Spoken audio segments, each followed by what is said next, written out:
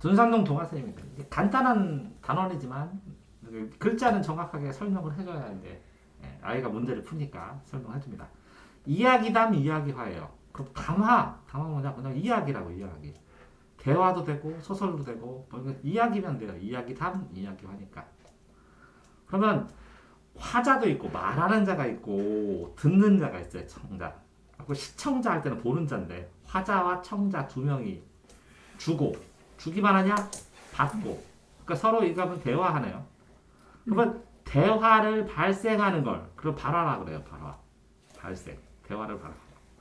그럼 어떤 지문이 있는데 여기서 문제를 발생한다. 발문이라고 그래요. 이렇게. 질문을 찾는 거를 발문. 뭐 이런 것처럼 상대방 대화를 발생시키는 걸 연속해서 쓰는 거예요. 그러니까 화자는 말하는 사람, 대화를 말하는 사람, 청자는 들을 청, 듣는 사람. 근데 뭐를 하냐? 주고받는 말을. 그런데 맥락은 뭐냐? 담화, 이야기담, 이야기가 일어나는 배경이다. 그 배경 지식을 보통은 이제 스키마 이론이라고 하는데, 스키마라고 나오는데, 스키마가 배경 지식이라고 하는데, 근데 맥락은 상황이에요, 상황. 육하원칙의 상황. 배경은 뭐냐? 상황, 유체원칙. 언제 하냐? 어디서 하냐? 어떻게 하고 있느냐? 왜 그거 하고 있느냐? 이렇게 육하원칙의 상황을 맥락이라고 그래요. 또 맥락은 다시 얘기하면 여기 잡으면 이렇게 맥이잖아요. 맥에 띄잖아요. 그 흐름이라는 거, 흐름. 경락에서. 흐름이 이어지고 끊어지는 걸 얘기하는 거야, 흐름. 그러면 맥락은 뭐냐? 이 문장이 있고 이 문장이 있으면 이 연속된 흐름에 어울리는 이게 맥락이에요. 그러니까 결국 뭐야? 상황에 맞추어 이게 맥락이에요. 자, 이야기담 이야기화. 담화의 특성은 뭐냐? 통일성과 응집성을 갖춰야 된다. 그러면 통일성은 무슨 얘기예요? 이렇게 공부 얘기하다 보면 계속 공부하는데 갑자기 근데 눈 내렸나? 이렇게 하다가 또 얘기하고 막 이렇게 하면 엉뚱하잖아요. 그러니까 통일성은 같은 이야기들이 이어지는 거예요. 그러니까 단락 통일성이라고 보통 많이 해요. 단락 통일성. 한 단락 이야기를 할 때는 이야기를 좀 통일해라 이렇게. 근데 이 단락은 문장이 모여야 돼요. 그러니까 문장은 완결성이 돼야 돼요. 완성된 결론으로. 그러니까 주어, 목적어, 서술어가 다 들어가 있어야 되는데 어제 죽었대. 누가 그랬더니 내 캐릭터가 롤했는데 막 탔어. 누가 죽었대. 막 하는데 언제? 1000년 전에. 어디서? 꿈속에서.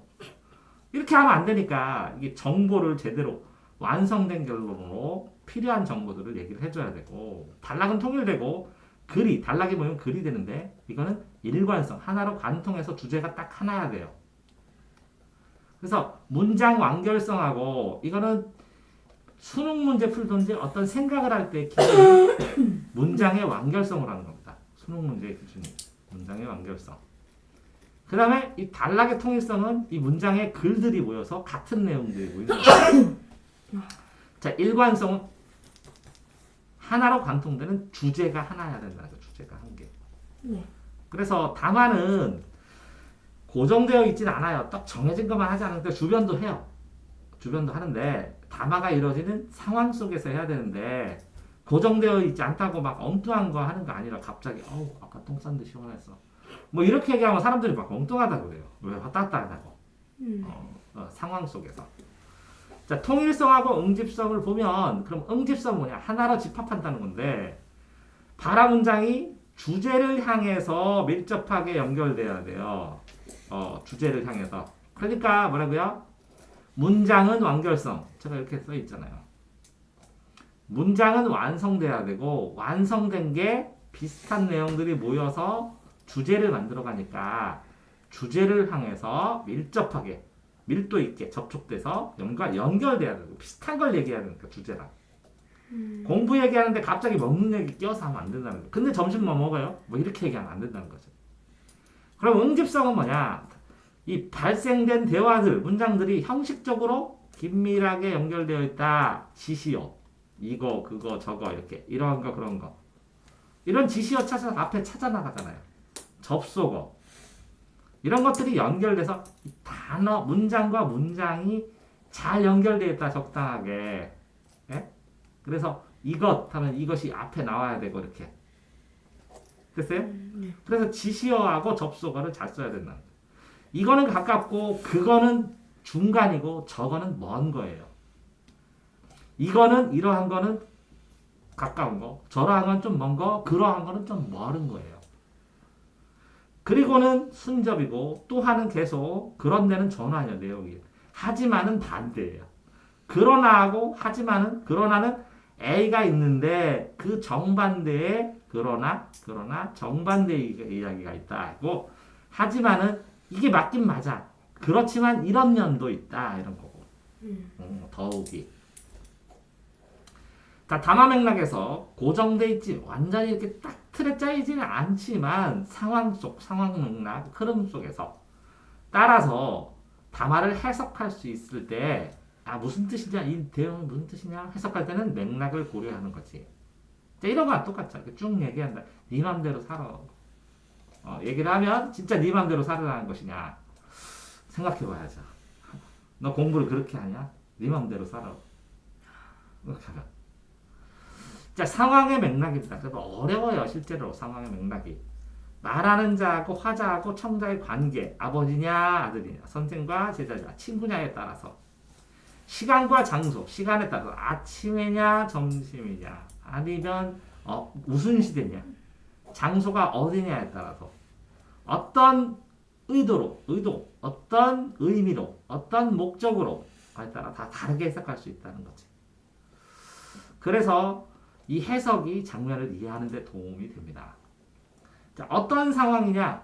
육하원칙 상황의 흐름에 맞게 내용을 전체를 연결하면서 보라는 거죠. 주제 안에서 주제의 흐름에 맞게 청자가 누구인지에 따라서 언제 어디서 있는지에 따라서 어느 장소는 격식이 있는 장소고 어느 장소는 그냥 편하게 얘기할 수 있는데 똑같이 얘기하면 안 된다는 거죠. 그래서 말할 때 정식으로 앉아가지고 얘기하는 거랑 지나가면서 얘기하는 건 되게 차이 나죠. 혼날 때도. 자, 사회 문화적 맥락도 있습니다. 이건 개인적이지만 역사 상황에서 사회적 상황에서 배경에서 임진왜란 때 일어날 거나 아니면 촛불 집회할 때 일어날 때나 아니면 공동체의 가치로 붉은 악마로 대한민국 할 때나 다 다를 수도 있다는 거죠. 느낌이. 그러니까 믿음이나 신념, 믿음, 문화, 정신문화 이런 거에 따라 다르게 해석합니다. 그래서 사회 문화적 배경, 관습 등, 관습 습관 등 이게 뭐야? 사회 문화적인데 이게 뭐라고 쓴 거야? 사회 문화적. 이게 화자구나. 맞으면 사회 문화적 배경이나 관습에 따라서 맥락이 다릅니다. 이거 관습은 추가됐네요. 사회 문화적에서. 자, 사회 문화적 배경에 따라 소통, 서로 대화하는 거, 통할 때 그래도 상대방을 좀 배려해야지 쥐잡듯 잡으면 안 되겠죠. 배려하는 태도도 지려야 됩니다. 그러니까 어렵지는 않아요. 어렵지는 않은데 문장 속에서 이게 역사적 배경이냐 시험 문제 낼 때 이게 사회적 배경이냐 이게 공동체 가치냐 이게 신념이냐 이런 거 구분하는 거 나면 이건 문화냐 그러면 쉽지 않을 수도 있어요. 그래서 문제를 풀어봐야 돼 꼭.